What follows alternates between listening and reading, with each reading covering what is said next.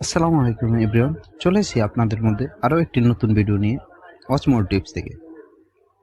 আজকের ভিডিওতে আমি শেয়ার করতে যাচ্ছি কিভাবে আপনাদের কিবোর্ডের ব্যাকগ্রাউন্ড পিক সিলেক্ট করবেন।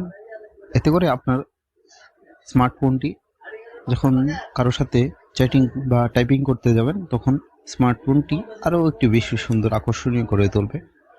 তো দেরি না করে শুরু করা যাক আজকের ভিডিও, কিভাবে আপনারা আপনাদের মোবাইলের কিবোর্ড এর ব্যাকগ্রাউন্ড পিক সিলেক্ট করবেন।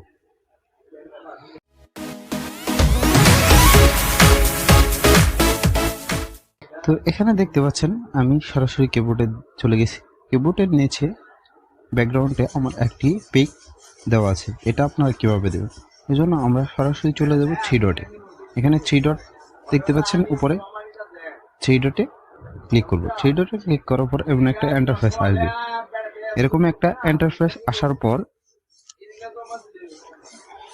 আপনারা এখানে থিম আর সেটিংস দেখতে পাচ্ছেন। এজন্য আমরা সরাসরি চলে যাব থিমে যাওয়ার পর এখানে দেখেন অনেকগুলা ফিচার আছে যেগুলো আপনারা সিলেক্ট করে নিতে পারবেন। অনেকগুলা কালার আছে, কালো, লাল, নীল, অ্যাশ কালার, আরও বিভিন্ন কালার আছে। তো আমরা আমাদের এখানে আগের যেই থিমটা দেওয়া আছে ওই থিমটা দেখা যাচ্ছে, শো করছে। আমরা যদি আরো একটি নতুন থিম ব্যবহার করতে চাই এখানে ক্রিয়েট ইউর থিম ক্লিক করতে পারেন। এখানে দেওয়ার পর এরকম একটা ইন্টারফেস আসবে। তো এখানে দেখতে পাচ্ছেন background image, brightness, background text, hunt, background text. তো এগুলো হচ্ছে অনেকগুলো ফিচার। তো প্রথমে আমরা একটা ইমেজ সিলেক্ট করব, এই জন্য আমরা ব্যাকগ্রাউন্ড ইমেজে ক্লিক করব। তারপর এখান থেকে আমরা গ্যালারিতে ক্লিক করব। ক্লিক করার পর আপনারা এখান থেকে যে কোনো একটা পিক সিলেক্ট করবেন, যেটা আপনাদের পছন্দ মতো আপনারা যেটা বসাতে চাইছেন ওই পিকটা করবেন। আমার এই পিকটা আমি ব্যাকগ্রাউন্ডে বসাবো। ব্যাকগ্রাউন্ডে বসায় এখানে ক্রপ আপনারা ছোট বড় করে নিতে পারবেন। আমি এখান থেকে ক্রপ করে দেব।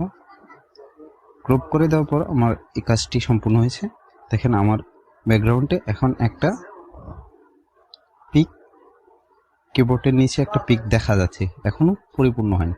এই জন্য আমি কি করব, আমার পিকটাকে ব্রাইটনেস কমানো বাড়াতে পারি। ব্যাকগ্রাউন্ড পিকটা একটু ব্রাইটনেস ফুল করে দিলাম। তারপর এখান থেকে ব্যাকগ্রাউন্ড কালার,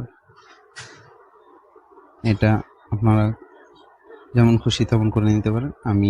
তো এখানে ব্যাকগ্রাউন্ড পিকটা দেখতে পাচ্ছেন, এখানে অনেকগুলো ফিচার আছে, আপনারা আপনাদের মন মতো কাস্টমাইজ করে নিতে পারবেন। টেক্সট কালার দিতে পারবেন, আপনার ব্যাকগ্রাউন্ড আরও ফুটিয়ে তুলতে পারবেন, অনেকগুলো ব্রাইটনেস বাড়াতে পারবেন, কমাতে পারবেন।